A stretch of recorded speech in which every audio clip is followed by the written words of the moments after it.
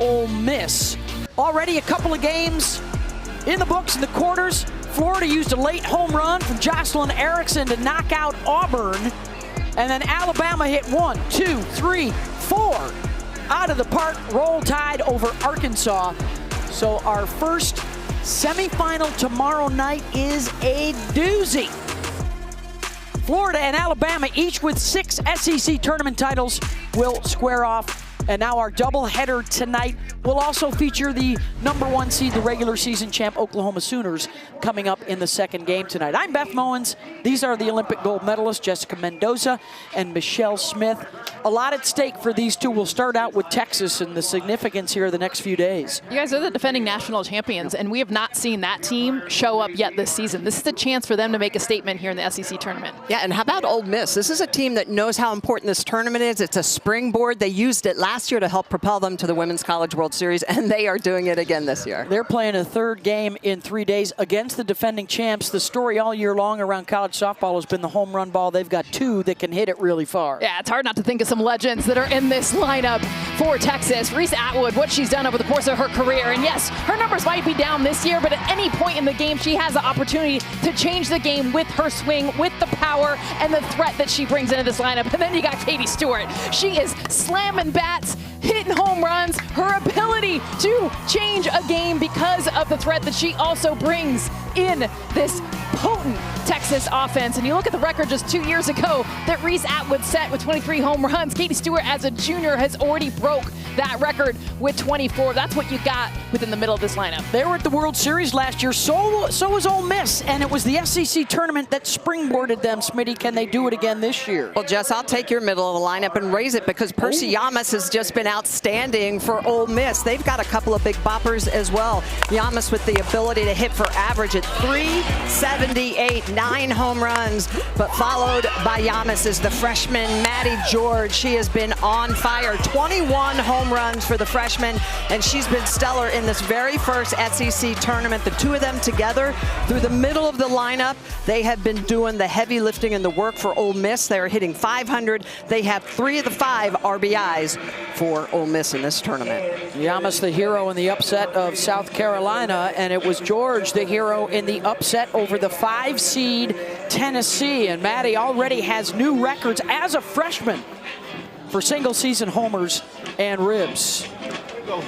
Rebs in red, Longhorns in white, and that is the MVP of last year's World Series, Tegan Cavan, in the circle for the Longhorns as they make their SEC tournament debut this year, coming off the double bye as one of the top 4 seeds. Out of West Des Moines, Iowa, 20-game winner again this year.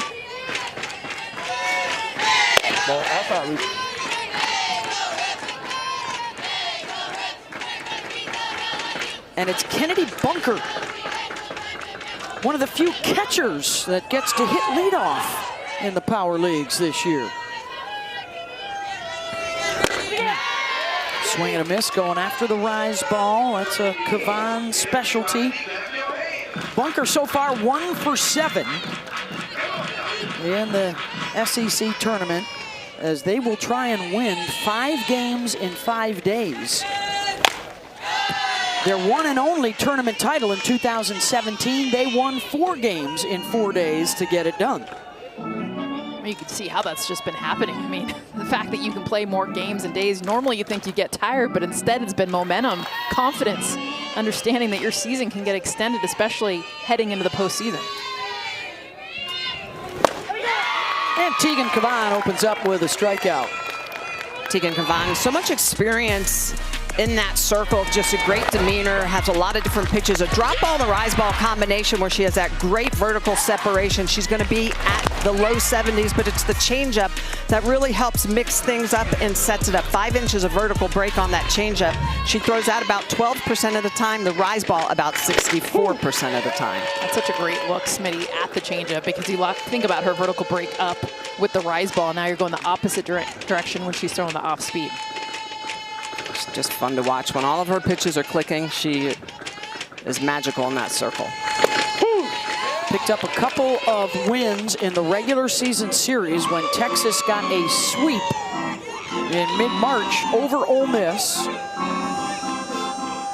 Texas also the team that knocked the Rebels out last year in this round in the SEC tournament. Well, I thought one of the few bright spots, though, for Ole Miss was Mackenzie Pickens up to bat right now. She had a home run off of Tegan Cavan in that series earlier this year. So she saw it out of the hand really well against Cavan. 1 for 6, has scored a couple of runs here in Lexington. And it's back-to-back strikeouts to open it up for Cavan. Back-to-back strikeouts. First strikeout on the rise ball. This one she's going to come back with that changeup we talked about. And when she keeps this in the zone about 60 miles an hour, so 58 to 60 miles an hour, that pitch is outstanding. Second strikeout of the game on the changeup for Cavan. Had some horizontal movement. We were talking about the vertical break. That thing was running into the hands. And now the first meeting with Percy Yamas and Maddie George on deck. So the two big sluggers in the heart of the order for the Rebels. They've won a couple of pitching duels so far here at the SECs, and then it's been clutch hits. Yamas, a first-inning home run that stood up to beat Carolina. And George, a big two-run single in the stunner over Tennessee.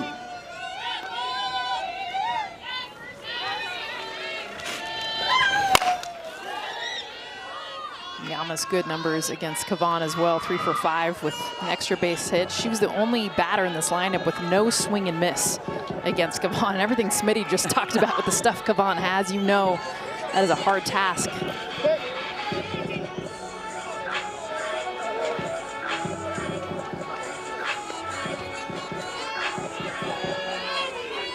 Yeah, Cavan was on point in that series. She had 12 strikeouts. She was decent with her walks. But that was a different Ole Miss team. Yes. They're playing with a lot of momentum right now. They're swinging with confidence.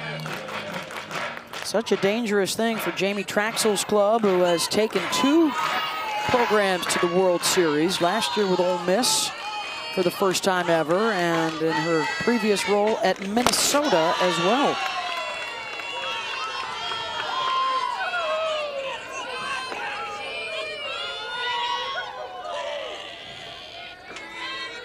This is a club that set a new school record, 79 home runs on the season.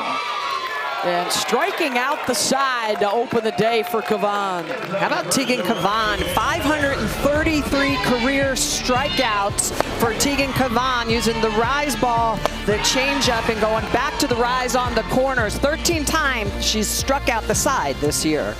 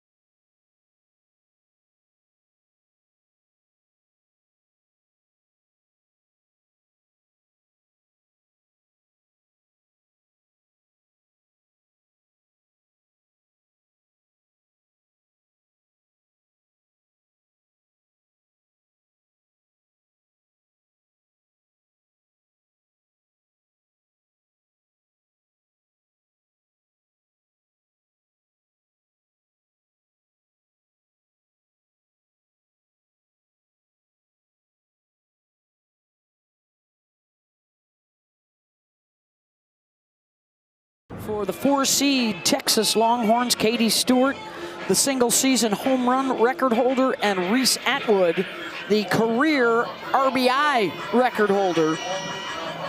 Stewart moving up to the 2 spot in the lineup in recent weeks.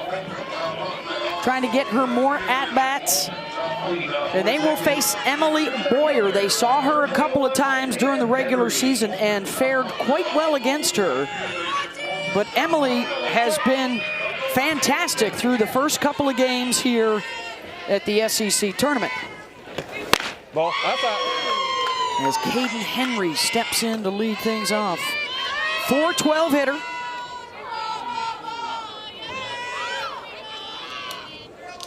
Probably the hottest hitter. When you look at the last 5 games. She's got so many tools. 8 hits in her last 5. Close to 450. She was 5 for 9 with 2 extra base hits against Ole Miss, specifically Emily Boyer. The biggest thing with Boyer too is just the walks, and that's something that Ole Miss has worked so much on, is limiting those free passes. Ball. Henry saw the speed in that leadoff, scoring 66 runs. She also is top 10 in the league in doubles, so she has some pop.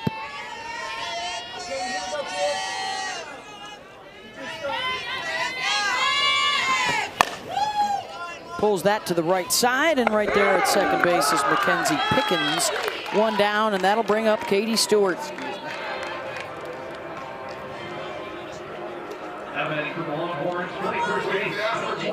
Number 1 in the SEC this year in batting average and OPS.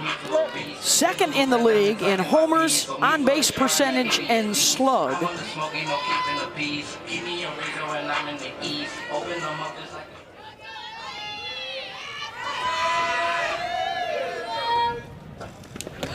Ball. Biggest thing she's adjusted this season. She had a great year last year, but the power numbers with the batting average have gone up because of her ability to hit pitches up in the zone. She was always a low ball hitter. Now she can also get anything up in the zone. Boyer, we talk a lot about her drop ball, but she also has that off speed. She's going to need to use that a lot today against these big hitters through the middle of the Texas lineup.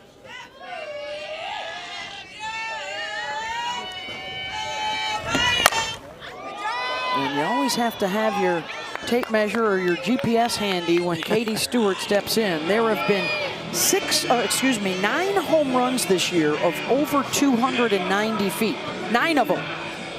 In the country, Katie has 3 of those 9.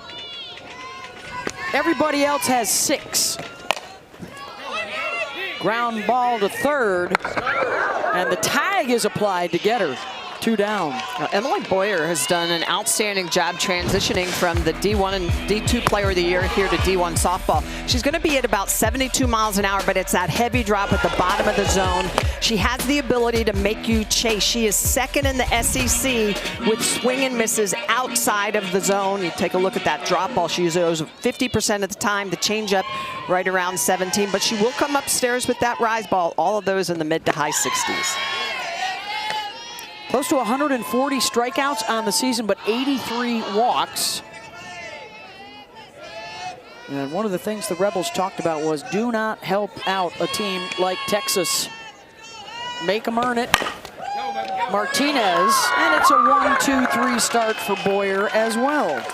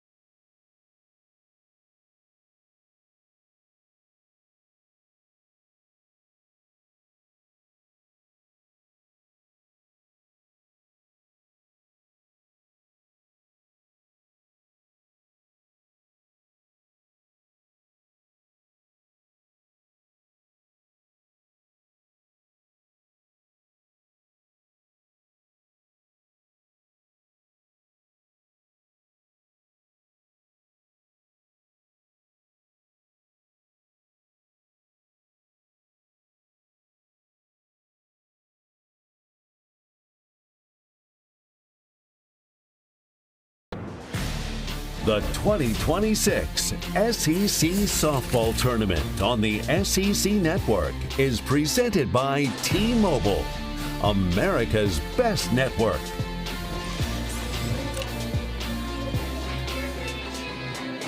So far at the SEC tournament, the Auburn Cinderella run came to an end in the quarters. They lost late to Florida. So 3 teams eliminated from the opportunity of competing in the NCAA tournament. Alabama beat Arkansas to advance to the semi, but the lower seeds have won 5 of the last 9 to open up this tournament. So let's see what Ole Miss and Maddie George can do. 4, 5, and 6 coming up. The 3 teams that got bounced, Kentucky, Missouri, and Auburn. So perhaps 12 SEC teams likely will be going to the NCAA tournament. And George, boy, she's been fun to watch. Yeah. 2 hits against Carolina, 2 hits against Tennessee. She's been on base 6 times. Well, I guess home run doesn't count as on base, but she's touched a lot of bases. A lot of bases. She has a couple walks in addition to the 4 hits. It's not playing like a freshman, that's for sure.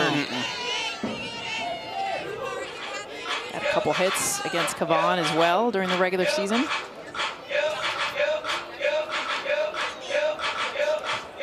She is one of the finalists, the top 10 list released for National Freshman of the Year honors. And Kavan has struck out 4 to start the day. And Kavan just spreading the zone. She's seeing that Maddie George is going up swinging, so she's like, hey, I'm going to make this ball dance and run it out of the zone. And that's a rise ball with a little bit of screwball to it, so it's a little up, a little out. And she gets Maddie George, the freshman, to swing through it. A Kreis Schmidl? You've got all sorts of vertical and horizontal separation. She did have a stretch of 5 strikeouts in a row during the Ole Miss series during the season. She'll try and match it against Cassie Reisner.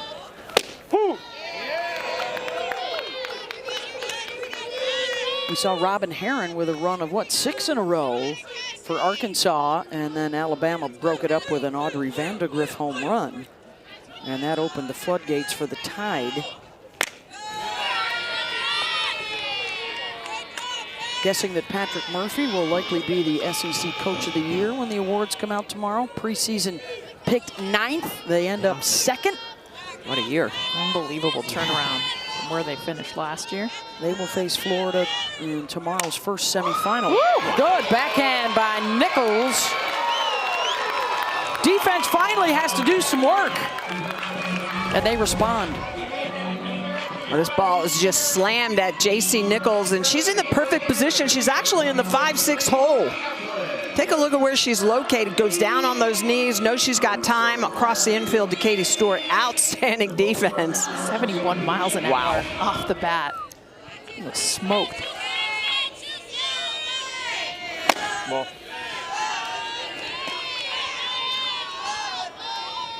This is Leilana Applin out of Stamford, Texas. Looking for her first hit of this SEC tournament. Transferred in from Angelo State, so another D2 All-American in the lineup for Ole Miss. Jamie Traxel, very successful in the portal this offseason.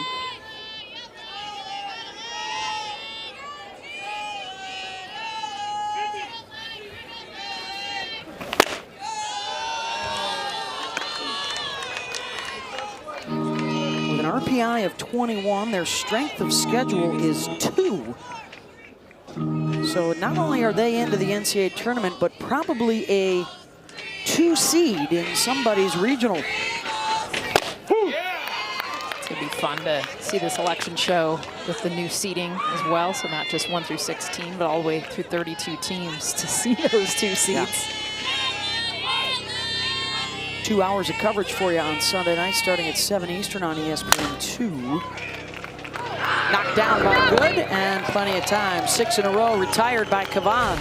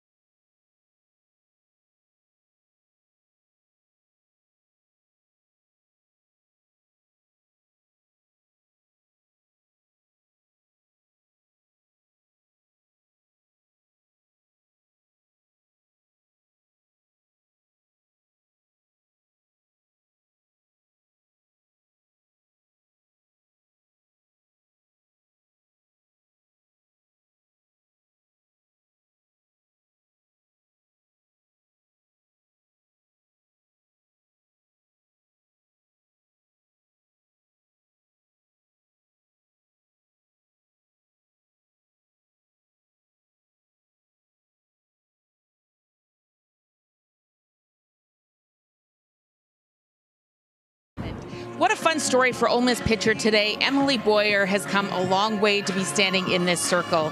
She actually played the last couple of years at the Division II level, where she was the Division II National Player of the Year. She was terrific in the circle at West Texas A&M. Yes, I had to look it up too. It is about 20 miles south of Amarillo, and she has stepped up big time here for Ole Miss this season. She has done a really good job in the circle, and while her numbers are a little bit worse than last year at Division II, her ERA has gotten really good here late in the season, and she has been lights out here. Big test for her today against Texas, but she believes that she is better than when she faced them earlier in this season, and so far she's shown that. Oh, there's no doubt about it, Holly Rowe. She has just really made some massive improvements. The most that you mentioned, Jess, is that controlling the strike zone. Those 83 walks, a lot of those early in the season, they have done a great job of tightening it up. Yeah, and her 4 innings of work during the regular season against Texas allowed 11 earned runs. But she already has a win and a save in their first 2 games here at the SEC tournament through 110 pitches in a 4-hit complete game shutout 2 nights ago. And then came out of the bullpen yesterday through 44 pitches. It's so easy for pitchers to compare yourself to other pitchers. Oh, I'm in the SEC now. I've got to be better. I've got to throw a rise ball. I've got to throw all this stuff. If that's not your strength, you don't need to go to it. Her strength is her drop ball and her changeup, and when she lives in that zone and she hammers the corners, she is very difficult to hit. Test here against Atwood. Big adjustment Texas is going to need to make against Boyer. They've struggled against drop ball pitchers. We're seeing it already, 3 ground balls. They have swings that are a lot more flat, meaning they're not trying to launch. They don't have that lift type swing, which is a great swing, not against a drop ball pitcher. So for Reese Atwood right now, the biggest adjustment is to try to get underneath that drop ball. And cannot check her swing, and a strikeout for Atwood. And that's the pitch. Atwood has been struggling with the off speed. This is a 60-mile-an-hour pitch that blends very well with the drop, but you can see the change of direction and speed, the way that ball is running away from her and down in the zone, and Atwood does not identify it, swings through it. Big strikeout to start the inning. First for Boyer. This is Leanne Good. Rocket towards the scoreboard and way out of here. Solo shot for Leanne Good, her 10th of the year.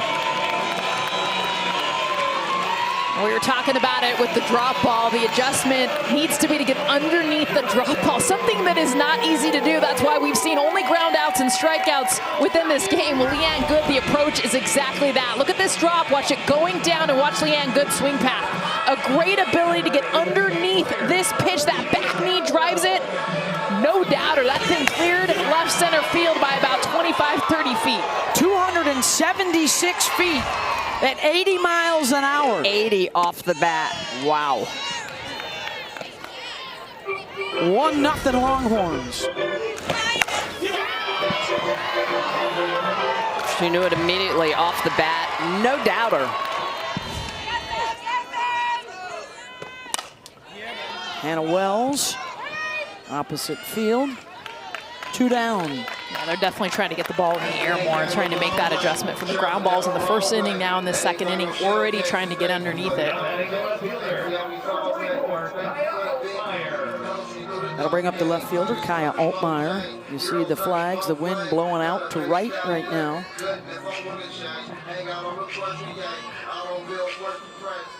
The Arizona transfer batting .308 on the season. Been splitting time with Katie Bennett out in left field.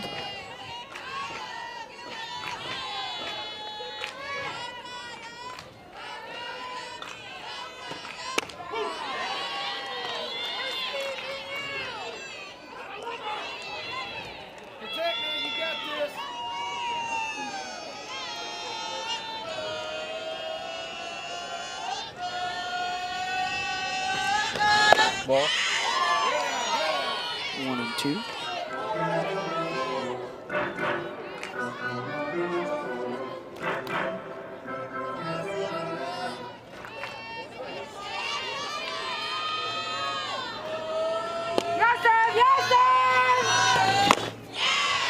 And the strikeout there, but the damage done by Leanne Good. How about the first hit of this game for either team? It's a long one. In fact, Leanne Good, the senior, longest home run of the season, 276 feet. Get it out of here, Leanne Good. 10th home run, 1-0 Longhorns.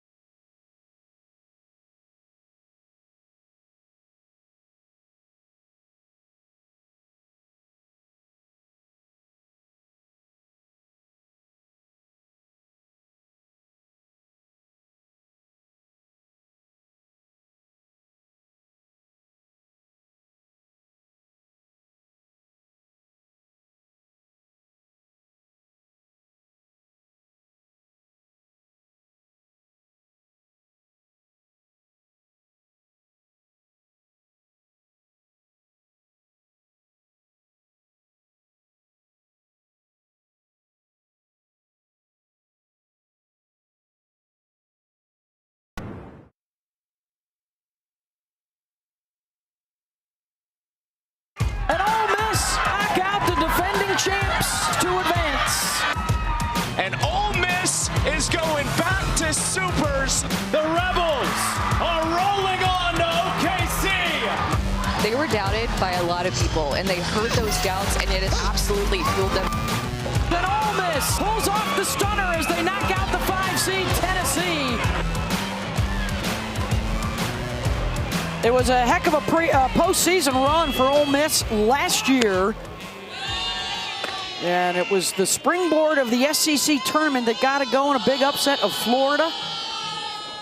And then they knocked off Arizona and Arkansas, both huge upsets on the road to reach their first World Series. And trying to duplicate it this year as a 13 seed. The lowest seed to ever reach the finals was a 10 seed, South Carolina in 2023. The lowest seeded champion was the Caitlin Lee-led Ole Miss team in 2017. Oh. Still searching for their first hit, their first base runner against Tegan Cavan.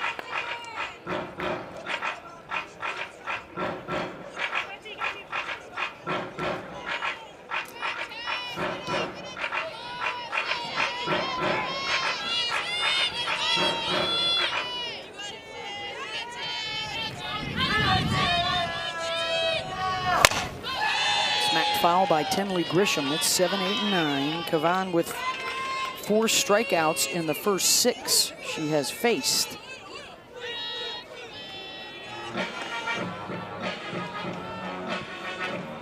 Mike White has talked a lot about her reinvention this year, and we've talked about it over the years, Smitty. You cannot stand pat from year to year as a pitcher.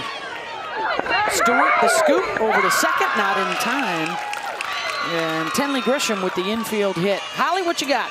Well, Beth, to your point, I spoke with Tegan Cavan this morning about that. What were her goals coming into this season? She said, I felt like why I was so good at the World Series last year, I really was living in it just one pitch at a time, so I don't want to get too far ahead of myself. But she has battled it mentally. She said, it's been hard. I didn't start the season how I wanted, and that has been a challenge. So she had a meeting earlier this week with her coach, Mike White, that I'm going to tell you about after this pitch.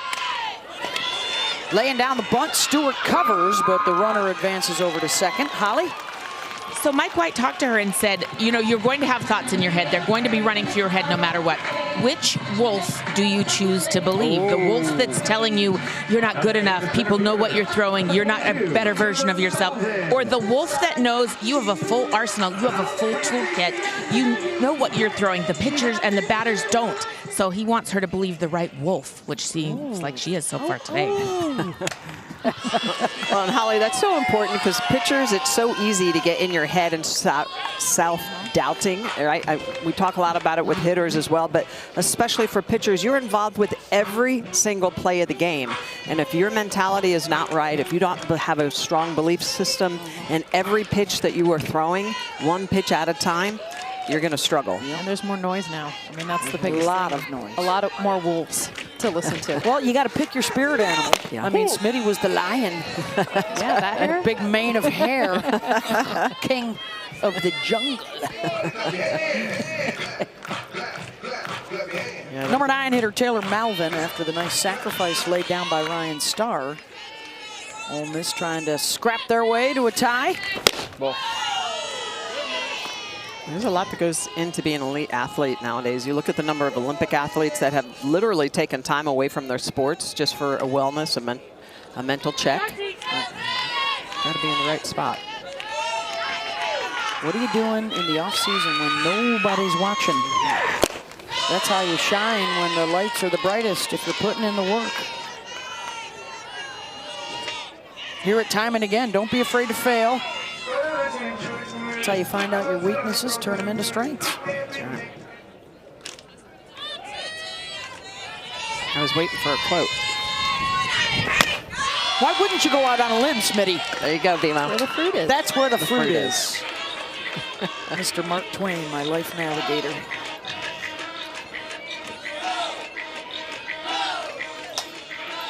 It's only been dead for 125 years.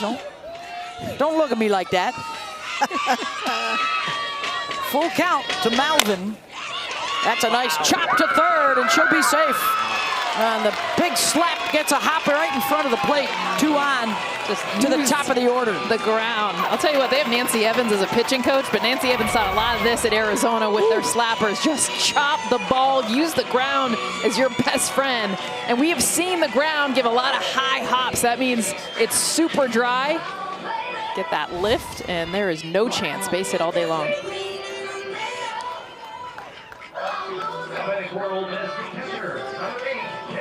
Kennedy Bunker. So the top 3 were struck out by Kavan the first time through. Let's see how they adjust. Tying runs in scoring position. Go ahead on first. Kavan really going arm side to a lot of these lefties. Kind of pulling off a little bit. When you talked about the scries, that last one was a drop away.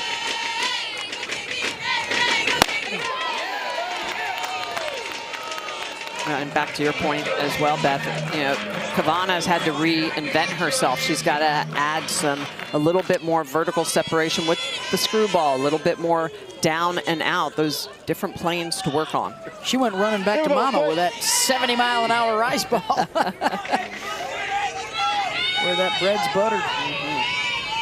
0-2 now to Bunker. Got her again. High heat. 2 down. Well, she's identified a weakness at the top of Bunker's swing, and just using that rise ball. You can see the swing and miss here. Just how far Bunker is underneath. Look at how far underneath Bunker's swing is. That barrel is to that ball. Great rise ball by Kavan. Mackenzie Pickens with 2 outs.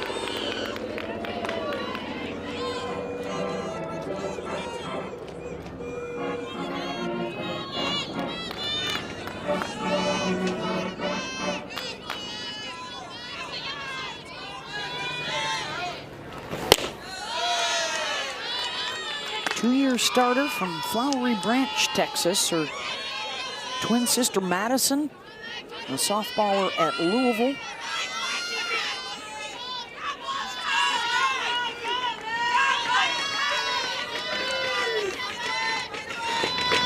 Ball. 2-1. That big open stance. And the big reason for this is you'll watch her head, her back eye. So a lot of times That's your dominant eye. So now she has both eyes on the pitcher. So that's what it allows her to do. Then she'll get closed. We see how her head and face is pointed right towards Kavan. Can't catch up with the rise. I mean, even with two eyes, it's hard to hit that rise ball. Yeah. Everybody clap your hands. Couple on board. The threat here for Ole Miss. Down a run early. The shadows creeping in. Pops it up. Nichols calling for it, and that will end the threat.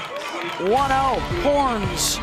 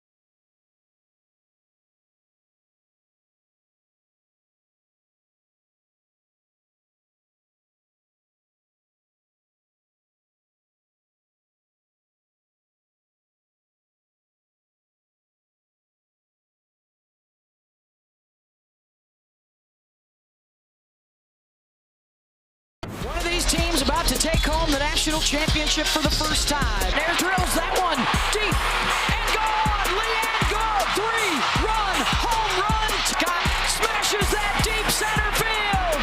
Mia Scott, grand slam. Texas is finally bringing the championship home to Austin.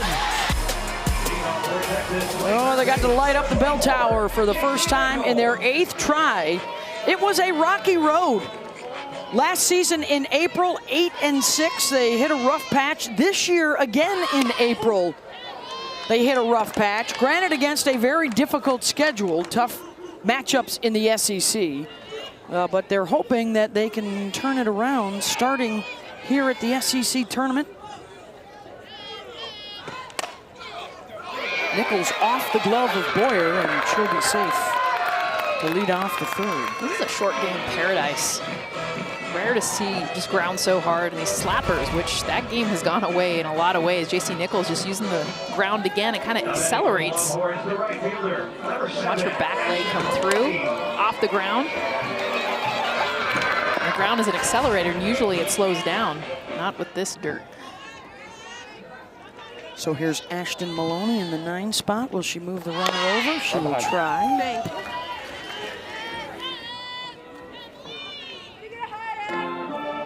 Senior out of Liberty, Missouri. Man, instead of bunting, I would slap.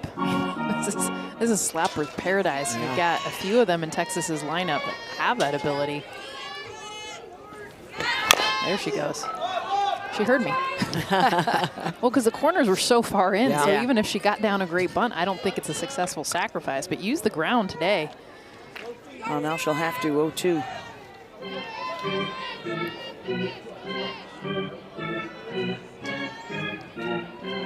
And this is the part of the lineup for Texas where they have so much speed. Nichols, Maloney, Henry, the leadoff. Those where all the stolen bases are at.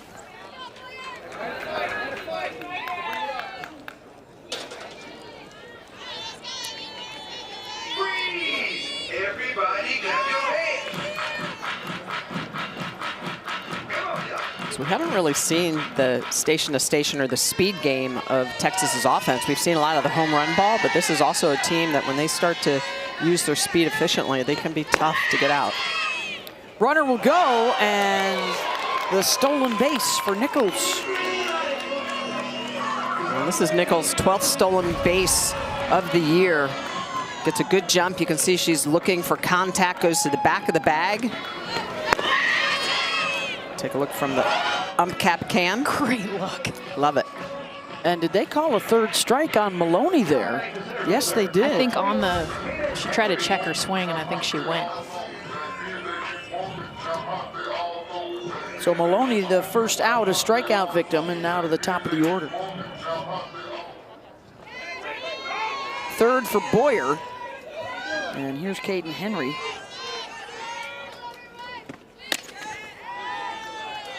Grounded out her first time up.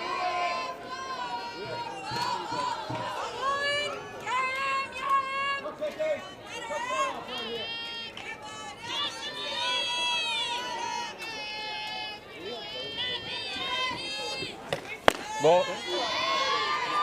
And they stand 2-0.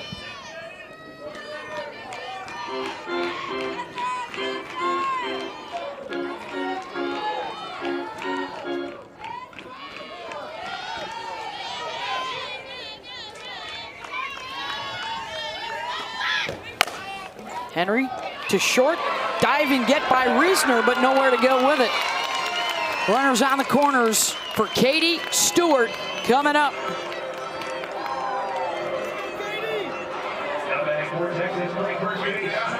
Katie grounded to third, her first time up.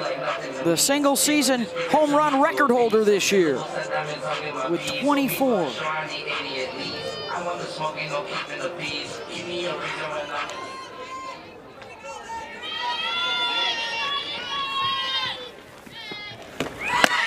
Stewart squares, Henry steals second. That's just to get the runner over. I mean, if you were Ole Miss, you're like, yes, please bunt. In fact, I will give you that as a gift. Make her not swing away. She is definitely going to be swinging away now. Or do you put her on first? Pitch to her carefully.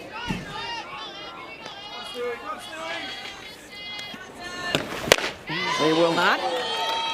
1-1. 556 hitter with runners in scoring position. Boyer's been very effective throwing to that glove side of the plate, not afraid to go to the outside corner to righties, into lefties. Ball outside. That's the pitch I would be hunting if I was Katie Stewart.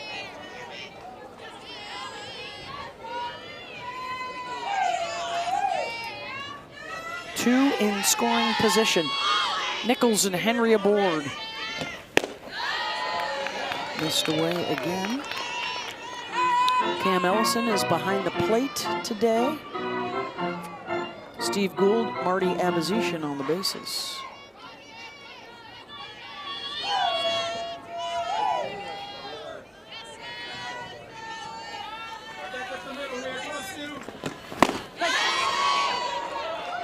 Able to hold up, and it is ball four. So the base is now loaded for Vivi Martinez.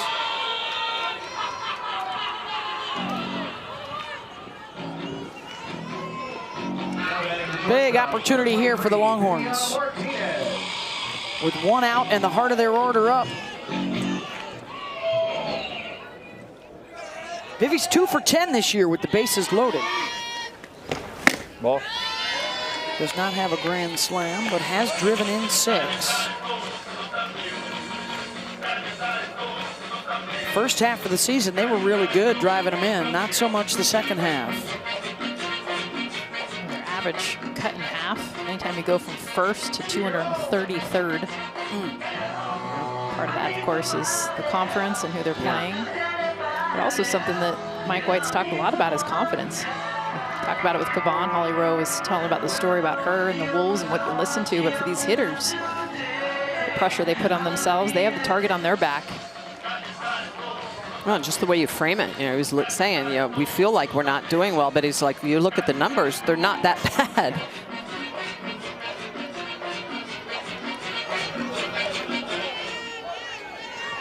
Defense pulled in for Ole Miss.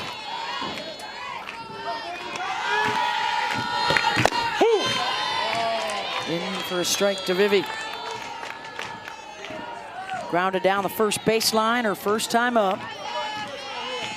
A couple of singles and a walk here in the bottom of the third for Texas. Ball. That's a great spot, and that is right at the knees. And maybe it's a little in. You can't bring it up any more than that.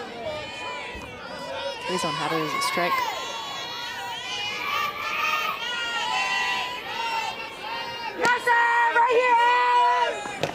Ball. 3-1.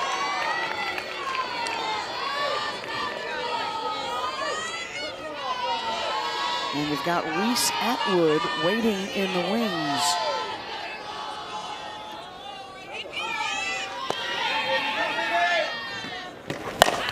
Martinez, that gets over the head of Llamas at first. Nichols scores, and here comes Henry. And Vivi delivers a 2-run single. It's the theme of the inning. We talked about Boyer being a ground ball pitcher, and this Texas team, even though we saw the home run last inning from Leanne Good, it's been all about the ground balls in this inning. Use the ground, and just no chance. I mean, Vivi Martinez gets this, almost hits her front foot, but just elevates off of this. Base hit, 2 more runs come in. Well, and Boyer had to bring that drop ball up because the previous 2 pitches close to the zone didn't get the call. So in that count, she has to make it a little sweeter, and Vivi Martinez capitalizes on it. Activity now in the bullpen for the Rebels. Kyra Aycock on the right. Grayson Jordan also out there. Couple of right-handers.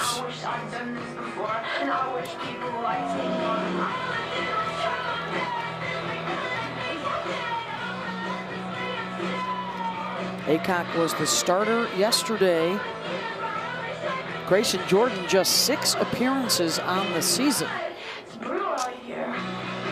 So pitching coach Nancy Evans, as she talks to Boyer, trying to settle her down, see if they can get through this.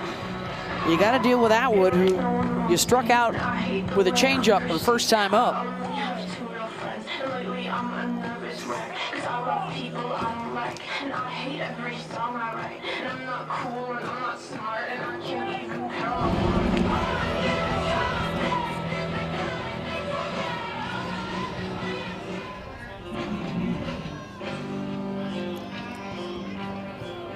Three hits in the inning.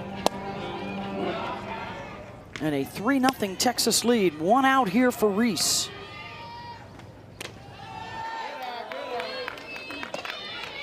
Off speed misses outside.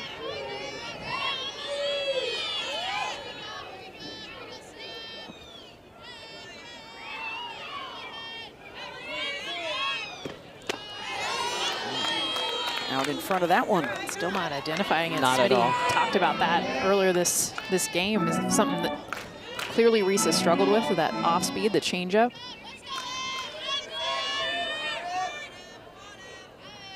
Yeah, almost to the point where you need to sit every pitch change and just react hard. 1-2.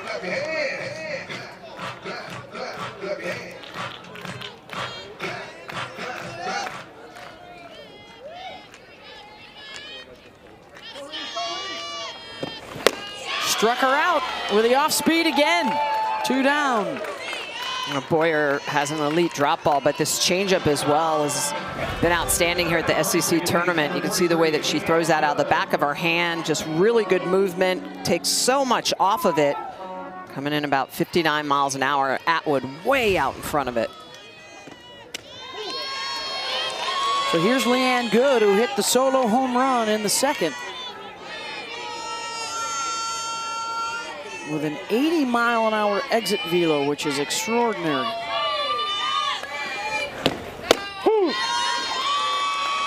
Falls behind 0-2.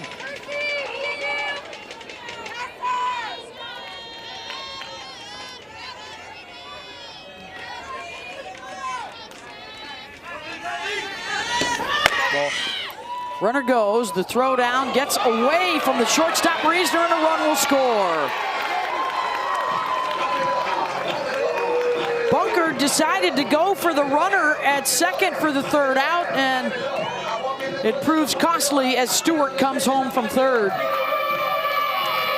That's really aggressive defense for Ole Miss. The bunker's going to go down, and they don't have a cut. So you could see that Pickens is behind second. Reasoner is coming in front. I guess they were just thinking that Katie Stewart at third wasn't going to go anywhere. That ball off the glove puts another big run up on the board for Texas. A stolen base and an E6.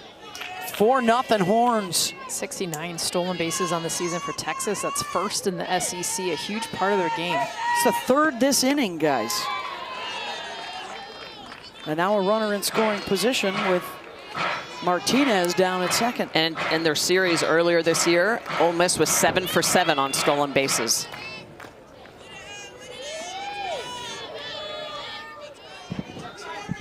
Texas, my apologies. Against Ole Miss. Yes, my apologies. Called strike 3 ends the inning, but it's a big one for the Longhorns. Damage done by Texas, but Boyer able to get herself out of the jam. She's been really working that off-speed pitch. It's been outstanding. A couple strikeouts with it.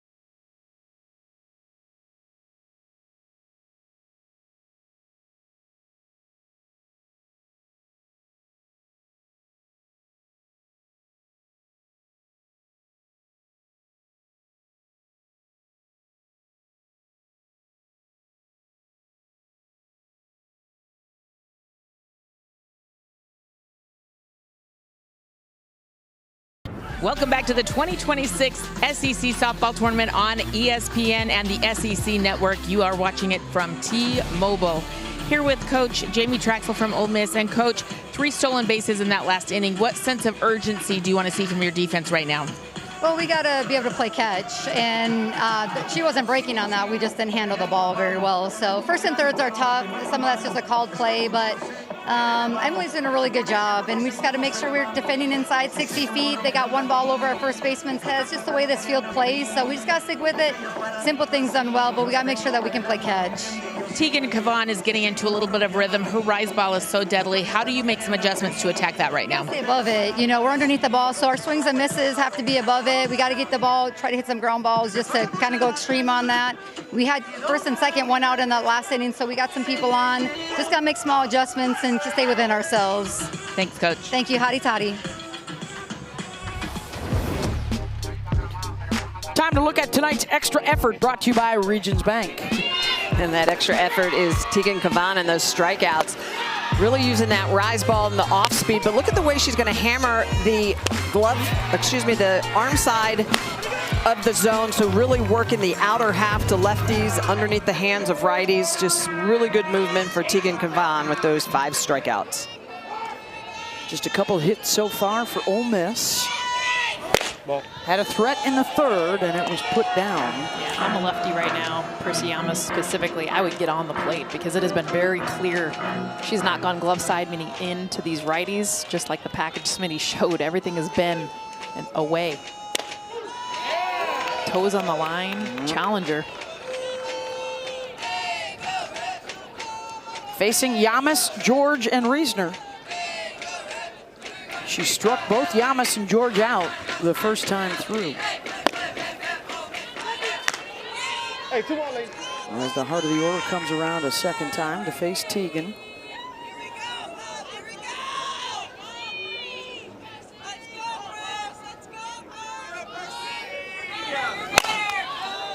One of the 3 superstar pitchers all in action today. Jordy Fromm, a win over Michigan in the Big Ten tournament for Nebraska, struck out 9 today. Nigeri Kennedy, Texas Tech beat Baylor. She had a 1-hitter with 6 strikeouts. Oh, she gave up a hit. All right. Wow, she had a perfect game. Oh, yeah. Perfect game last week. Yes, she did. 5-inning perfecto. Mia Williams hit a 2-run home run, by the way, for Tech. We'll be monitoring the other games today, especially the 7 o'clock Eastern start for UCLA against Penn State. The home run chase continues with Kendall Wells, Megan Grant, Jordan Woolery, all with over 30 home runs this year for the first time in D1 history. And they're all right there. I want to just split screen tonight because UCLA will be playing at the same time as Oklahoma just every time they come up to bat. Kendall Wells and the Sooners, our second game tonight against Georgia.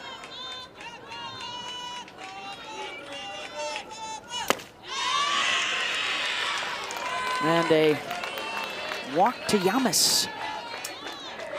Maddie George is capable of cutting the deficit in half with 1 swing. First free pass from Teagan. She was a strikeout victim of that Scries, that rise ball kind of moving away to these lefties. I'm sure they're going to go right back there. That's the pitch. That's a tough pitch. Jenny Finch is actually one that pitched that pitch very well against left-handed batters, creating that angle. It's just a different look for left-handed batters.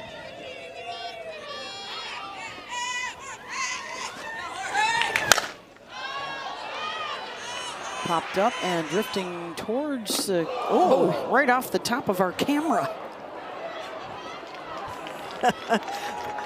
Joe fortunately stayed out of the way of that one. I don't think he saw it. Put a dent in the camera. Got him. He's looking for it. Boom. Oh. Almost missed his face. Okay, he's good. He's good. Got He's the looking thumbs up. for Ray Finkel Camera's still and good. a clean pair of shorts. Wow. And the strikeout for Kavan gets George a second time. She just owns her on that rise ball away. We talked about it her last at bat. Comes right back to it. We're talking 3 straight pitches, same spot. To try to make that adjustment. And it's so hard. You see that swing path underneath it. And it's a big hitter for a strikeout. This is Cassie Reisner.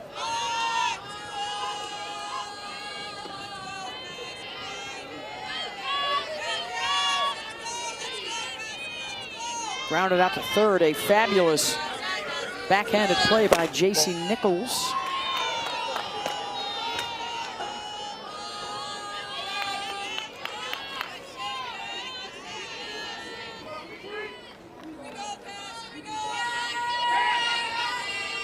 Winner of this one into the semifinals against either OU or Georgia tomorrow night.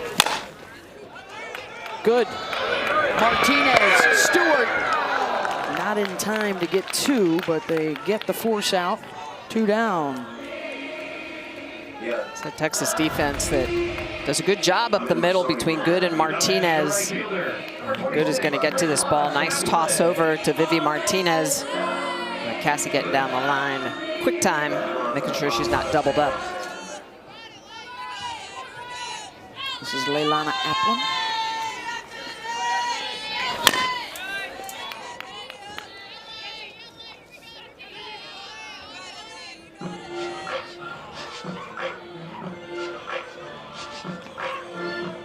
She grounded out her first time up. I count only 1 fly ball so far against Kavan.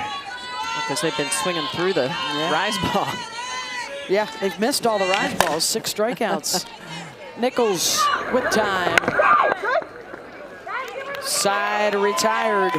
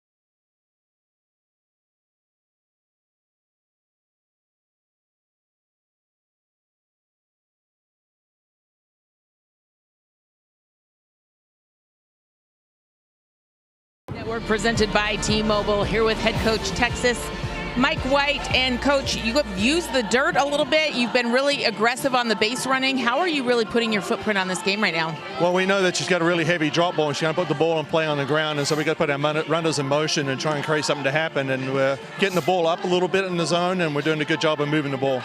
Speaking of up, Leanne Good with the home run. How did that set the tone for you? That was awesome for her. I mean, that's typically not what she hits, but she was able to get down and get that ball and make a good hit of it.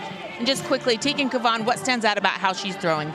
Just the ability to use just a good rise balls through the zone at different levels and in and out, and then, of course, a changeup when she needs it.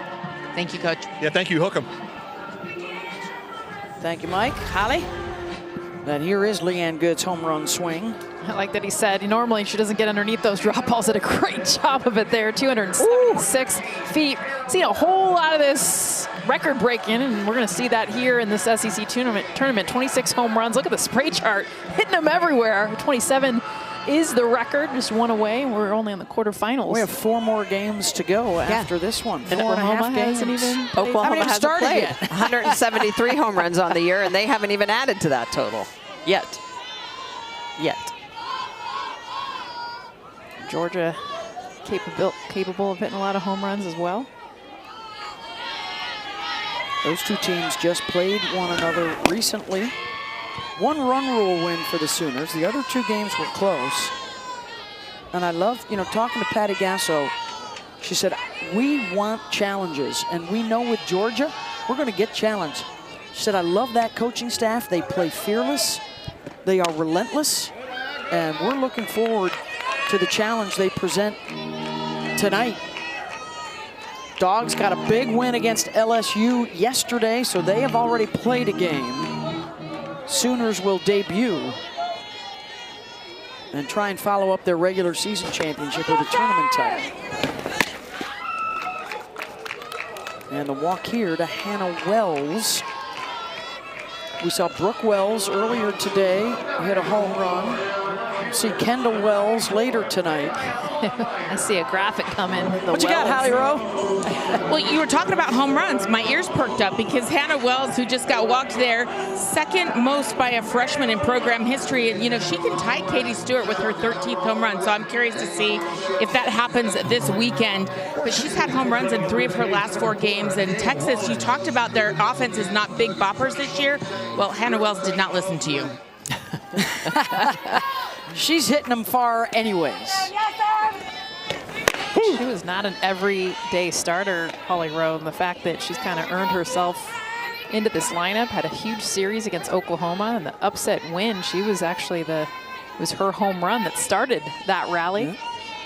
Katie Stewart, of course, the one everyone remembers because she hit it off a building. Hannah's one of the Prep National Players of the Year last season, a 2-way. We may see her pitch as well here.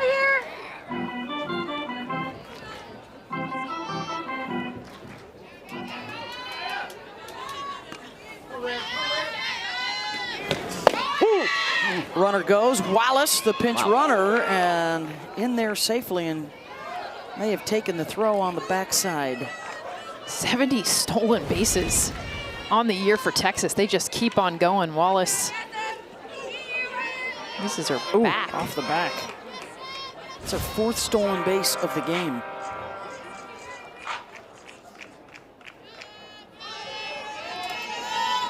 Runner in scoring position here for Altmaier. And called strike 3. That's number 6 for Boyer. One down. Boyer continuing to use that changeup very effectively on the outer half. It's got great movement, really good location. 5th strikeout of the game for Boyer. 6th strikeout of the game. Let's go ahead. Yeah, that's 3 of the last 4 she's whiffed. Yeah, and 3 of those 6 on the changeup. Here's J.C. Nichols. Singled, stole a base, scored in that 3-run 3rd inning for Texas. Yeah, 2 very different innings for Texas. The home run, getting them on the board in the 2nd off of Leanne Good, but the 3rd inning, it was started by J.C. Nichols and just using the ground. Traxel talking about how hard this field is.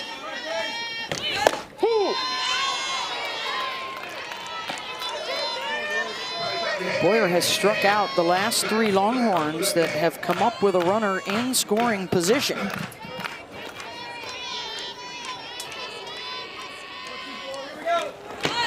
Well.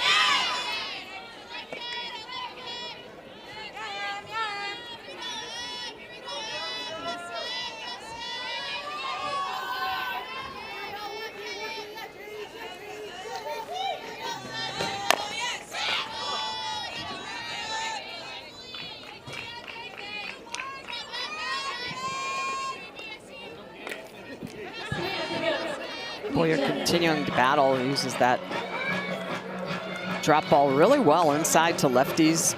And as a righty, that's tough to do. A lot of right-handed pitchers do not have the confidence to go on the inner half. See J.C. Nichols because of that backing off the plate.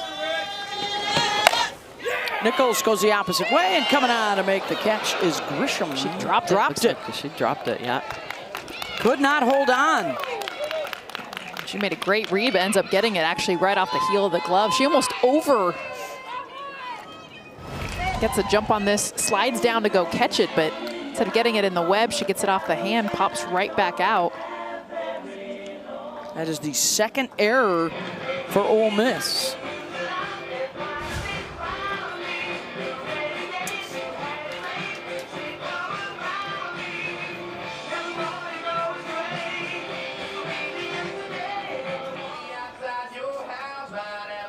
Yeah, it looks like a pinch hitter will come up here in the 9 spot. Alyssa Sneed to hit for Maloney. It's a big change, too, and I know this is more of a trying to get runners in scoring position in, and Ashley Maloney, a little more short game, but how much Maloney has struggled, normally a key cog in that 9-hole. Sneed 275 on the season. A home run and 7 runs batted in. Well, Mike White told us today that Altmaier and Maloney are the 2 that bats he really wants to try to get going. Both of them have struck out each of their at-bats, so just trying to figure something out to get some production out of those slots. And Sneed quickly falls down 0-2.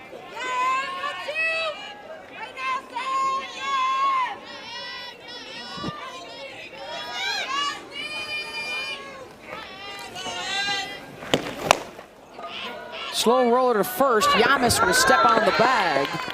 2 down with runners on second and third.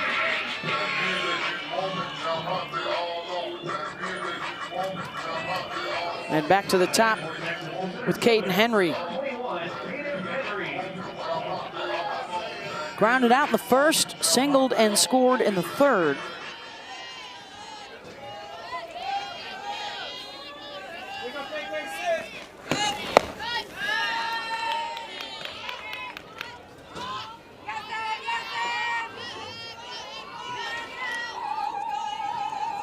On the season for Ole Miss, she was their best hitter.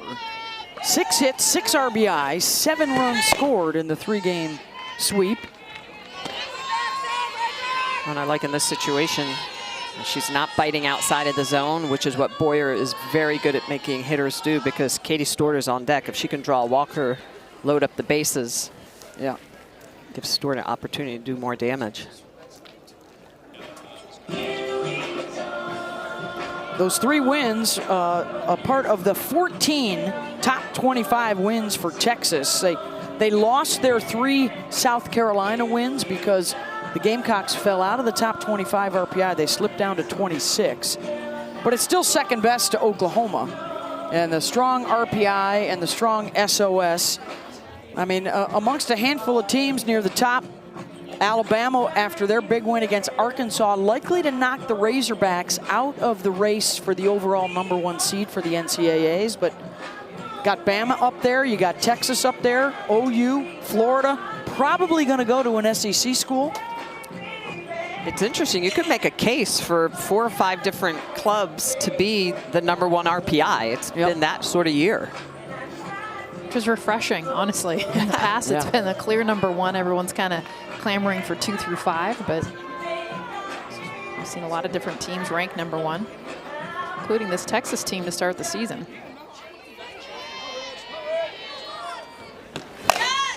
Henry, ground ball to short. And that will end the threat.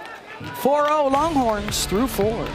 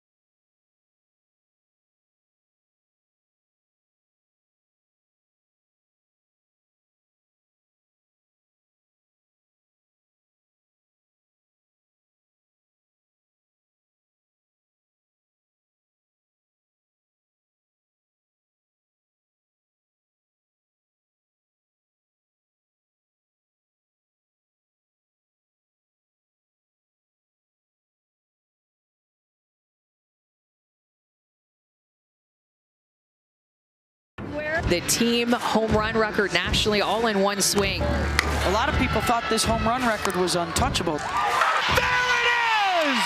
One pitch, one swing, more history. Found a pitch to hit. It's a home run. Jordan Woolery. It clears the fence. Kendall Wells will be playing next here against Georgia. Grant and Woolery getting underway in about half an hour in the Big Ten tournament for the Bruins against Penn State. Laura Espinosa's 37 homers from 1995 still standing. Both UCLA and Oklahoma tied, setting a new record for team home runs with 173. 1995. I mean, just the fact that it has stood that test of time. 31 years. Even just the difference in technology. And I'm not just talking analytics and like scouting pitchers. I'm talking the ball, talking the bat, the aluminum versus the carbon. It's just amazing. Pitchers dominated back in the 90s. Yeah. I mean, that was the time for the pitchers. Yeah. 80s and 90s. Average ERA was 2.64. Now it's 4.65. That just gives you an idea of what Laura Espinosa did in a time when it was 1-0, 2-1. Runs per game were half of what they are now. So you put it in perspective of the time, and it's almost like she hit 70 home runs instead of 37.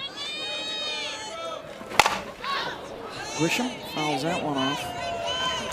Yeah, the pitchers ruled through the 80s, you know, Debbie Doom and company. And then into the 90s, that was the first team. They had 3 mashers on that team in 95. Espinosa, Jenny Dalton Hill, and Leah Bratz. Yes. And they had Nancy Evans, who also hit for them, and was one of those pitchers that dominated. He's a pitching coach now for Ole Miss. But that was the first team that really mashed.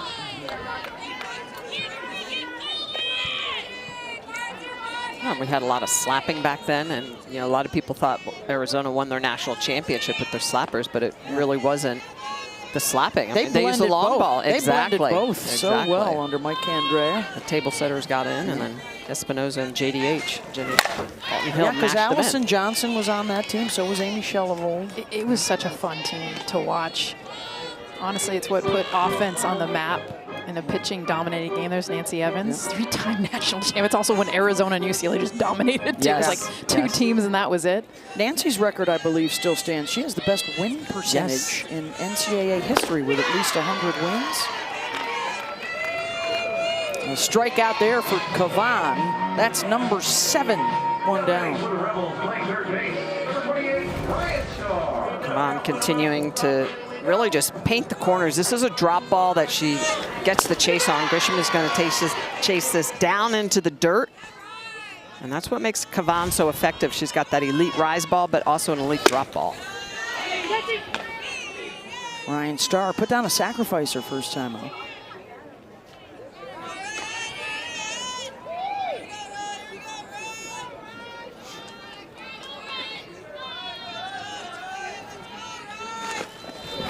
Ball inside. Upset alert in the Big Ten tonight.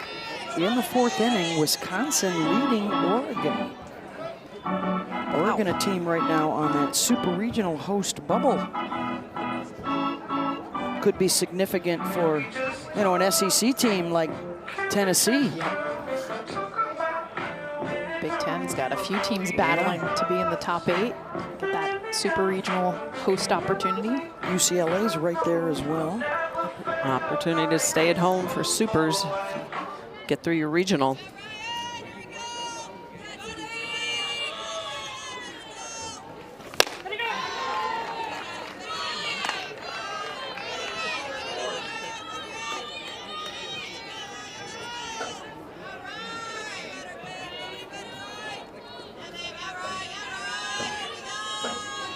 Shadows. That is not fun. Especially because Kavan's wearing all white, so she's glowing. She's out there, and then she'll jump into that shadow, and she'll basically disappear. So when you're trying to pick up release point, so right now you see where she's at, white uniform, yellow ball, really easy to see, and then watch her jump into the shadow. Gone. Rise at the eyes. Strikeout number 8. She comes back and throws this rise ball right back by Starr. Hard enough to hit Tegan Kavan on any given day, but then you got some shadows playing into it. It's tough to pick this up and be able to hit. She's done a good job of chasing them and really putting the ball in a position, inducing that swing and miss.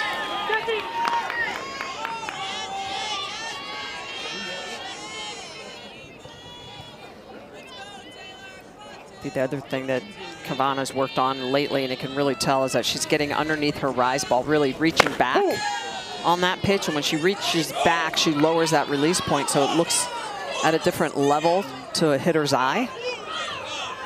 And conversely, on her rise, she pulls her body a little more forward, releases over her front side. So that pitch is more coming high to low. Ball.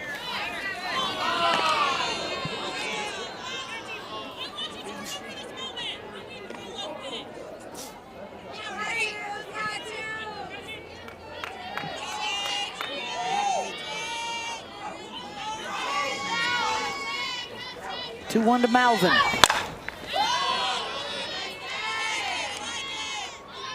And that's where something Ole Miss I'd like to see against Kavan. Not easy against a rise ball pitcher, but them using the ground more.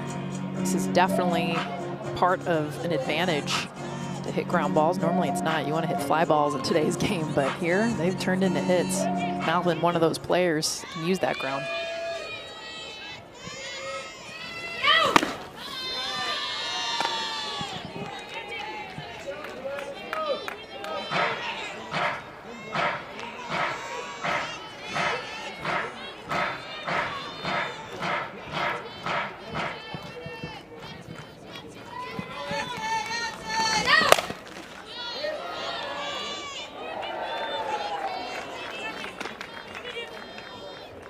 Good at bat here from Malvin, who singled off of Kennedy, one of just the 2 hits for Ole Miss. She and Grisham at the bottom of the order.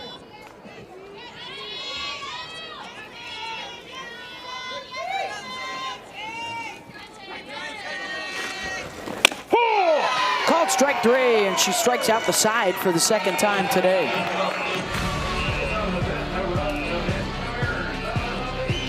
Tegan Kavan, 9 strikeouts tonight, using all of her pitches. She's used that changeup effectively, but here in the 5th inning, it's been the drop ball, the rise, and then coming back downstairs with the drop.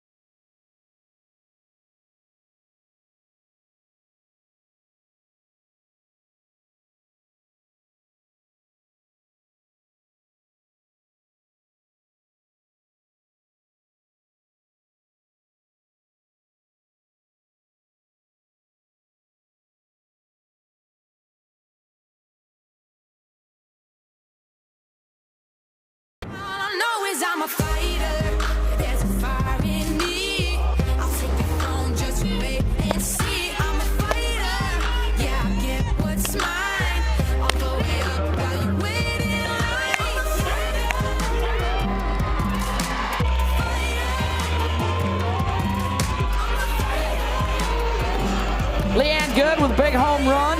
And a 4-0 Texas lead over Ole Miss, trying to get into the semifinals. Still to come tonight, OU and Georgia. And look at the start we've got tomorrow afternoon for you on ESPN. Gators and Roll Tide. That goes way back.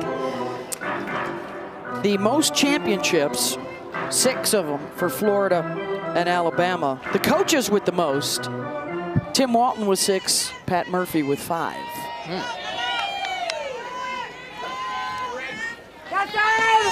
Ball. Katie Stewart leading off this inning. It's a questionable pitch, kind of off the plate and down. I don't think they're going to give her anything good to hit. A ground out and a walk. Katie did come in to score a run in that 3-run third inning.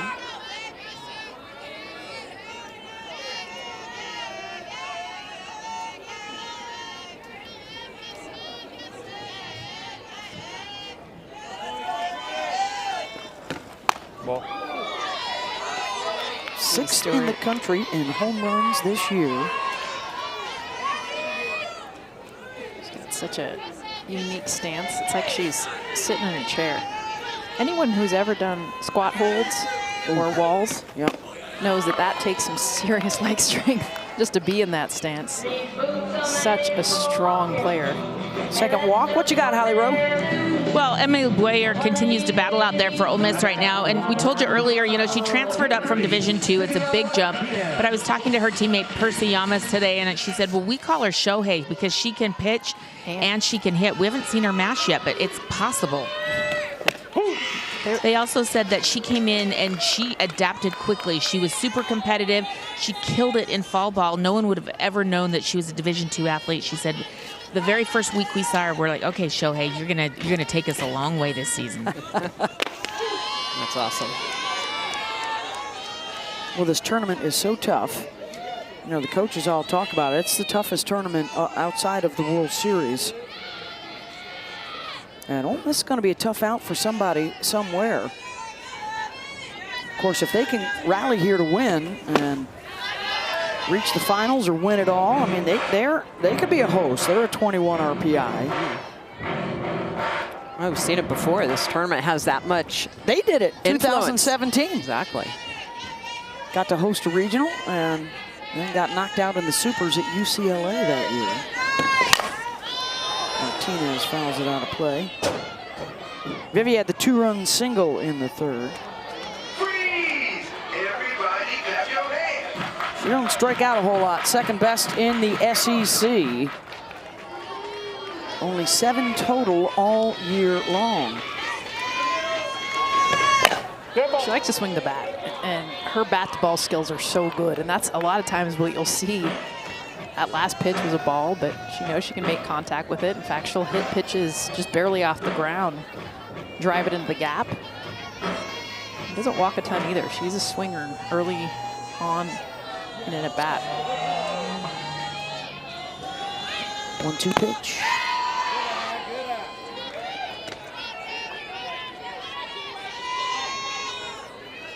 Missed out on their championship run last year with an injury. Was a terrific teammate and a leader. And a mainstay in the lineup once again at shortstop for Texas. Grounds that one to short. They'll get the force. One down as Stewart is taken care of.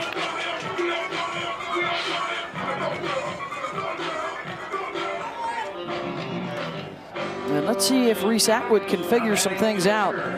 Emily Boyer has struck her out twice with a steady diet of changeups. I wouldn't give her anything else. I mean, maybe set up the changeup.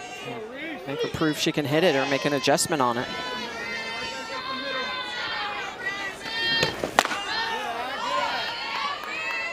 And if you're Reese, you're just trying to be late.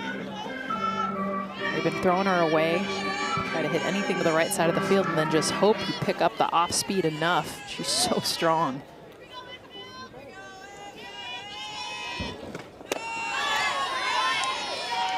Reese does not have a 3 strikeout game this year. And she did not strike out against Ole Miss in the regular season. Different story tonight. Hey, 2 on, ladies, 2 on. In fact, it's only happened once in 240 career games.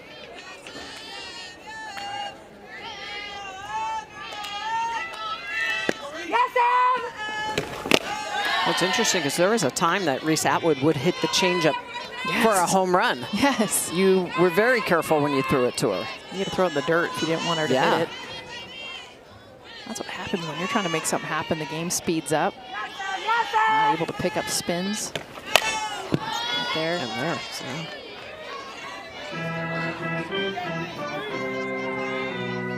There's the difference. Those are the numbers that Ole Miss and every team facing this Texas lineup, but specifically Reese Atwood, has a dramatic difference.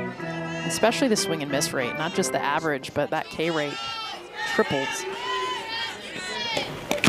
And that's in the dirt. And Atwood draws the walk as we check out the best in the game, brought to you by T-Mobile, and that's because Leanne Good's coming up again, Jess. Yeah, Leanne Good, what she did. Her last at bat being able to get underneath this, and you'll see her be able to get underneath the drop ball. The adjustment that she made, you see this angle. That is what she's got to do. Normally comes down straight over the ball. Instead, she gets underneath, something that she has struggled with this season. A beautiful adjustment. That's why that 32-degree launch angle. Ground out to short. They'll get the lead runner at third. 2 down.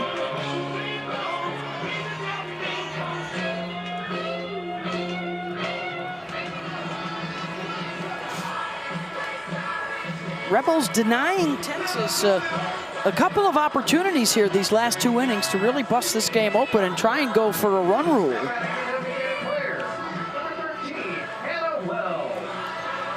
Texas hasn't had a hit since the 3rd inning. It's been all free passes in the 4th and 5th.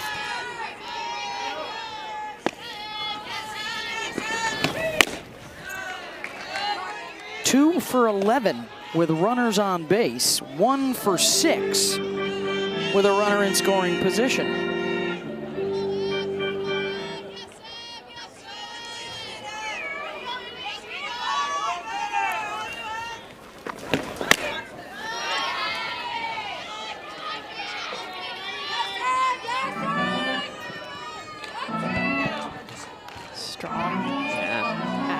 Late his first 32 games, and again, not getting consistent at bats. Remember, she wasn't an everyday player in the lineup. When she was pitching, she wasn't always hitting when she was pitching, and she's really transformed herself as of late, especially in the power. 6 home runs in her first 32 games, 6 cents.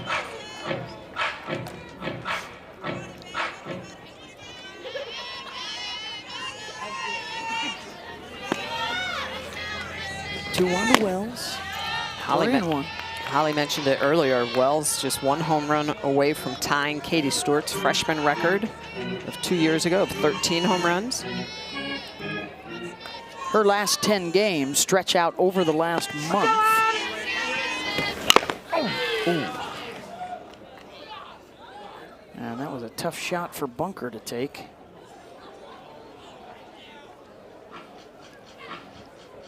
Those are scary more than anything. Right back to the face mask.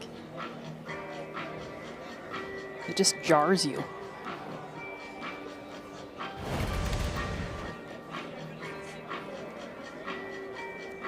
Oh, off the shoulder.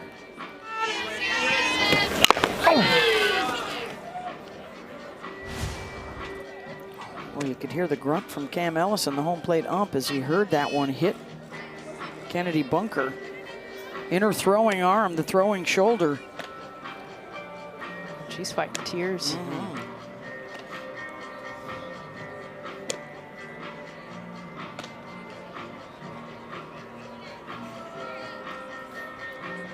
Talk so much about exit velocity now, bat technology, but for these catchers, they're taking balls off harder than they ever have. It's nice of Hannah Wells to say something to her too. And her chest protector is very narrow up over the shoulders. A lot of catchers will have actually pads on the shoulders to prevent that type of foul ball. Full count here with 2 down. Runners will be going. Wells launches one down the line. And foul. Wow. Inches away from a 3-run homer. We're talking about launch angle. I mean, you gotta replay this because this changeup, her to be able to get underneath this. Look at where this ball is, you guys. This is almost in the dirt. She launches this. Just foul.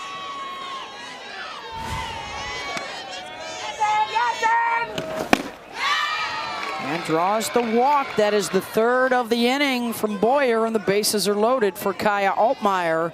And we may have a pinch hitter coming up here for Texas. 5th walk of the game. Let's go, Katie, you got this. Going to go to Katie Bennett off the bench here.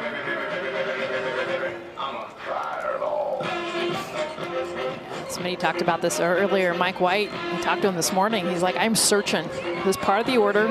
Kaya Altmaier getting the start. Katie Bennett. He's like, someone fight for this. You're going to be my left fielder, but I need someone to step up and show me that you can start. Still battling here late in the season to finish the lineup. Good ball. Second time they've had the bases loaded. First time Martinez had the 2-run single in the 3rd inning.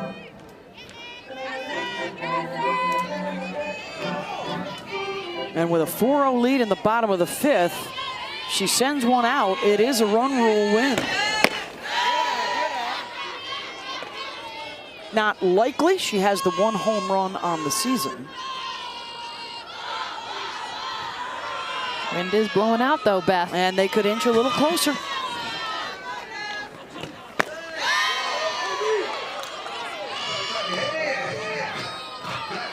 Two and 1. Down here at the bottom of the order for Texas.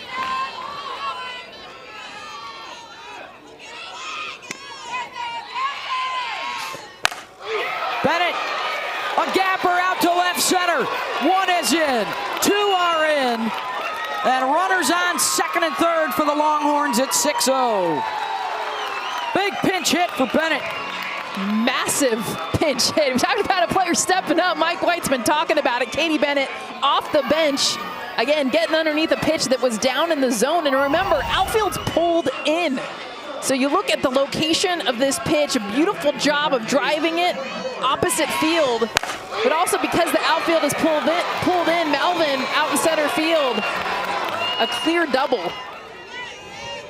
Two more come in. Now a base hit could end it. J.C. Nichols.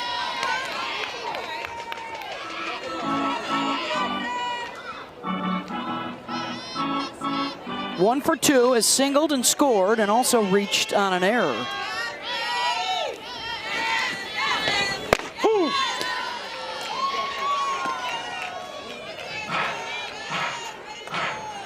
Wells at 3rd and Bennett at 2nd would be the game winner in a walk-off run rule.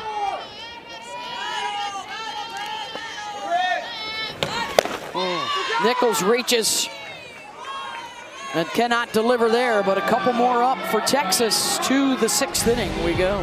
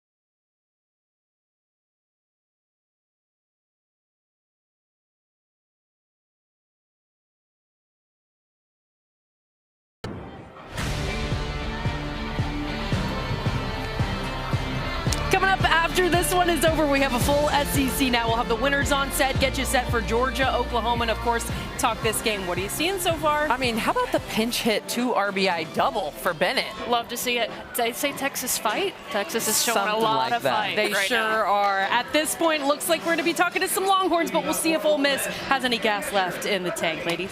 That is indeed Texas fight for Katie Bennett. She'll stay in the game out in left field for the Longhorns. Ole Miss trying to get back to the semis. And for Texas, well, they've set a goal this year to win an SEC championship. They did not get it done in the regular season. They will try and get it done here this weekend in Lexington to win a tournament championship. They have not won a tournament title since 2005. Here's Kennedy Bunker, top of the order, to face Kavan. Jamie Traxel got some moves still. Out of the way of that. You can't get far enough away, I'll tell you what. Third base, surprised they don't wear face masks. Woo! Whoop. Came at her at 70 miles an hour. They need to just move that the coaching boxes back. Nobody stands in those coaches' boxes in the chalk anymore. Opposite field, fighting the sun, and there's Bennett fresh into the game. Off of the 2-run double, getting the glove work done. Haley and Tori giving her love out in the studio after her big coming in to hit. She kind of freezes on this one. Of course, Haley, I'm sure she's out there in left field, could have made this catch as well. A good drop step. Yep. See the waving pink hand.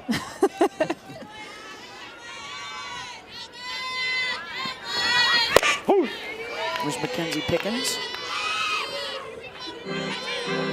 Looking for a base runner here in front of Yamas and George, who might be coming up for the last time tonight. The way that Kavan's been hurling. And that rise ball, though. You know it's coming as a hitter, and you just keep seeing the swing and miss against her. Low contact on that pitch.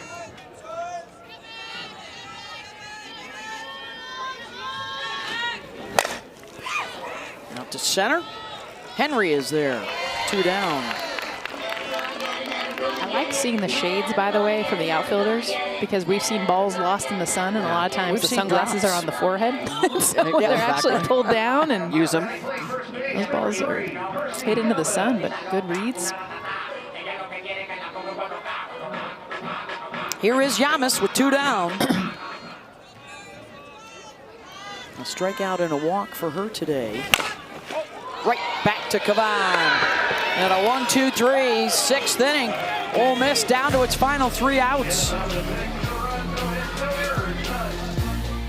The 2026 SEC Softball Tournament on the SEC Network is presented by T-Mobile, America's best network.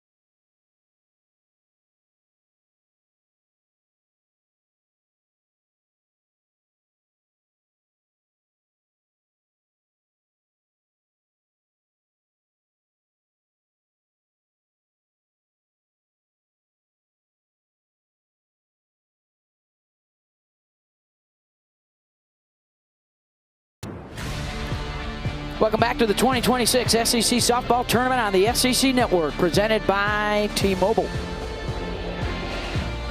Quarterfinals here in Lexington, Kentucky. Florida and Alabama winners earlier today. They advance to tomorrow. And the winner of this one faces the winner of Oklahoma, Georgia. That one's coming up next. Kyra Aycock is the new pitcher for the Rebels as we head to the bottom of the 6th. And a 6-0 Texas lead. 5 innings of work for Emily Boyer, and she departs. And Aycock comes on. She got the win against Tennessee yesterday in 4 innings of work. Ashton Maloney to lead things off for the Horns, and then the top of the order. If they can score 2, they can run rule and get out early.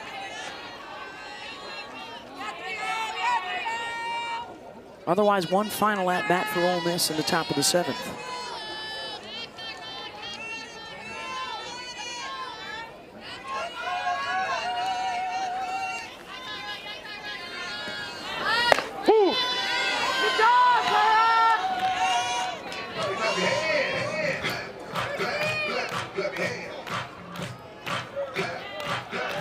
Kyra throws with that good velocity. She'll be up near 70 miles an hour. It's been using a lot more down. Had typically been a lot of rise and screwball. Down the line at third and rifled across the diamond by Ryan Starr. 1 down. How about Ryan Starr? This ball hit right at her, but with the speed of Maloney, she guns it across. And she knows she's got to get rid of it quick. It actually was a little bit of a slow hopper, took a little bit of a funny hop. 90-mile-an-hour cutter she threw at first base. And that's just another reason why I am so glad they went to the double bag this year. Yes.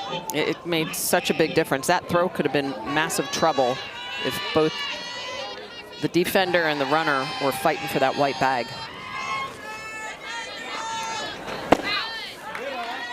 Here's Caden Henry in the top of the order. We start to punch tickets now this time of year. Congratulations to Idaho State. They beat Sacramento State to win the Big Sky.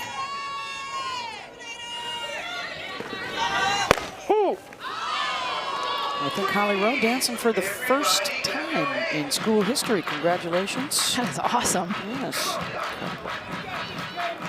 All right, so 63 more to go, folks, for Selection Sunday in a few days' time.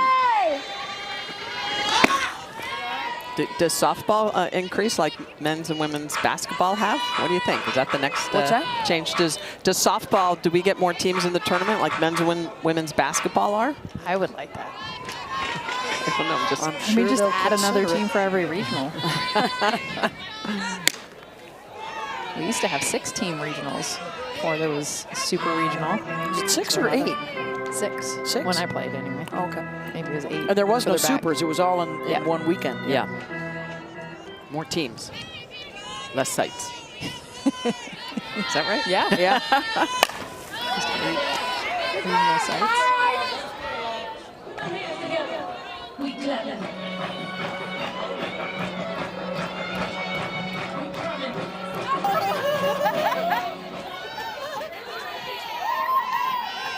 Yes, you are seeing this correctly. There are puffy jackets out. There are winter coats out. That sun goes down. It is cold this weekend in Kentucky.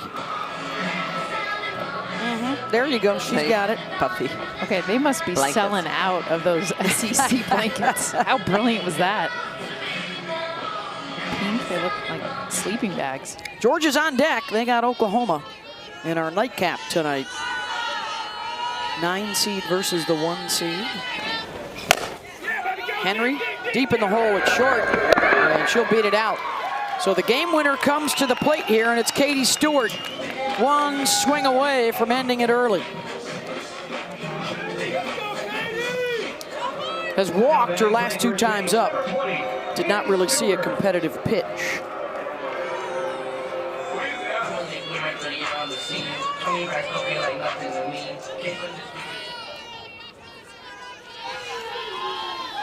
New pitcher, though, this time around for the at-bat.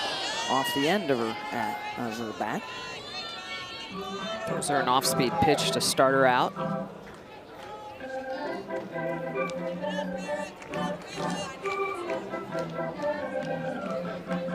Kyra Aycock has really done a good job of developing, transferred over from Oklahoma State University, and Nancy Evans has really worked with her to develop some new pitches, a good off-speed, tighten up those mechanics. She does step a little bit to the left side, so she's got a little bit of a unique pitching motion. Let's see if Katie Stewart can get dialed in on her.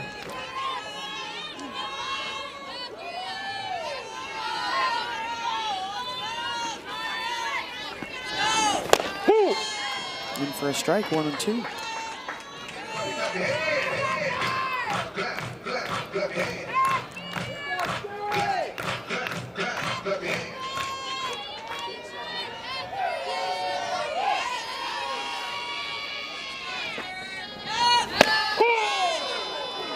Called strike 3.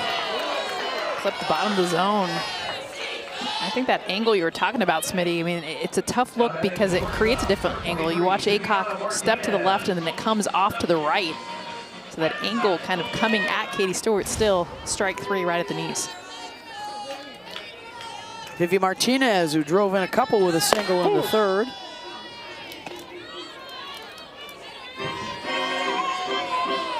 Two-run double for Katie Bennett and the home run for Leanne Good. The runs for Texas today. Oh, and that one hit the home plate umpire. Cam Ellison.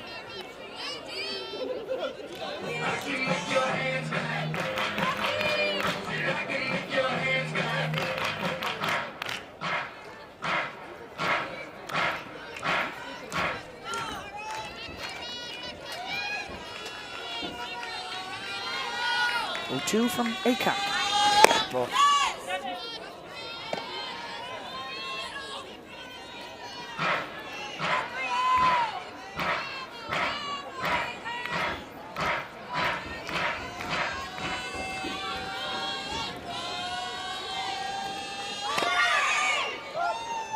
A late protective swing from Vivi Martinez on that last one. I think she was looking more middle away because that's where she's been pitched, and this comes up and in. And watch how last second she's like, "Oh, this could be strike 3," and just barely gets a piece.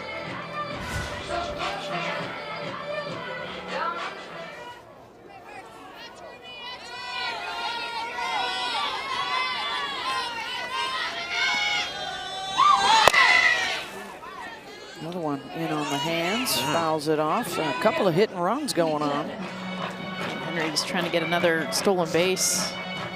The faster runners in the SEC. Already a SEC leading 70 stolen bases. They've had 4 in this game.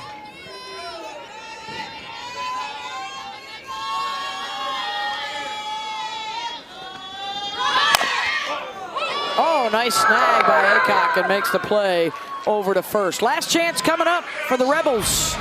To the 7th we go.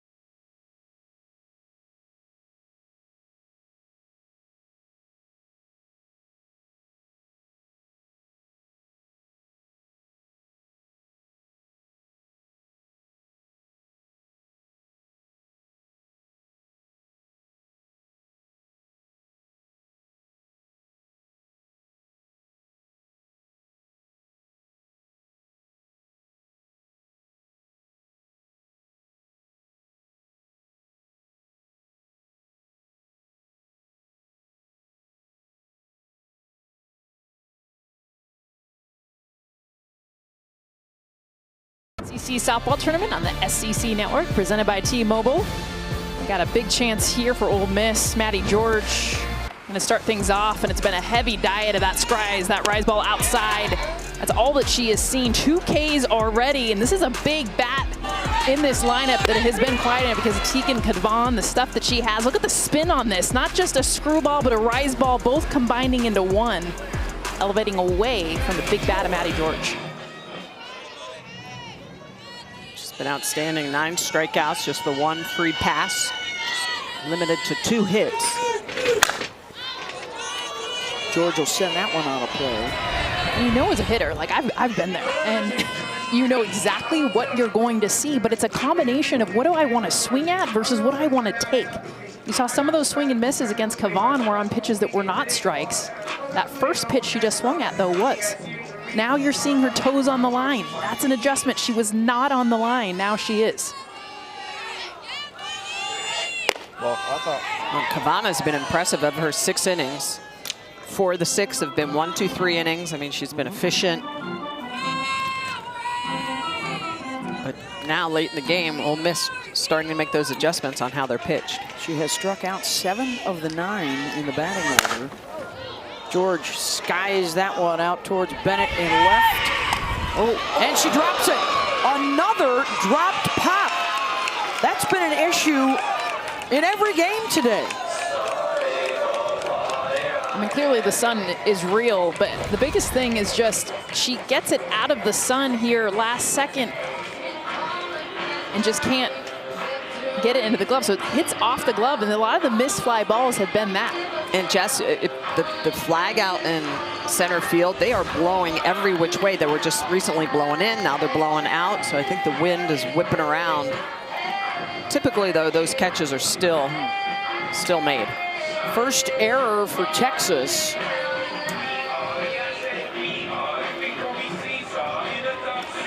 Going to get a pinch runner out on second base. Izzy Rediger.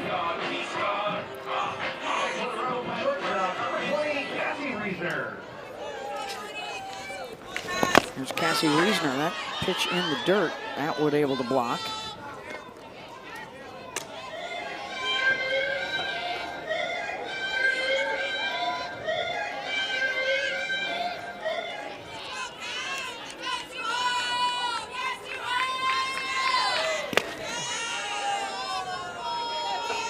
Two and 0.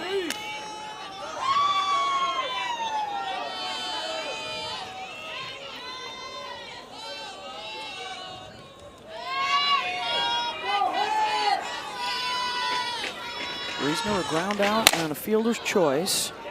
Henry will track this one down, and the runner will hold its second one out.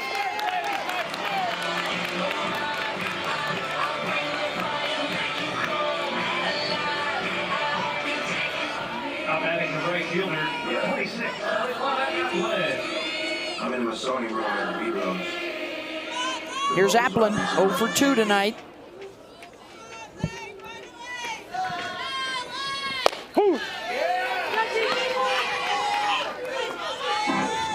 She and Reisner are the only 2 that have not struck out against Tegan.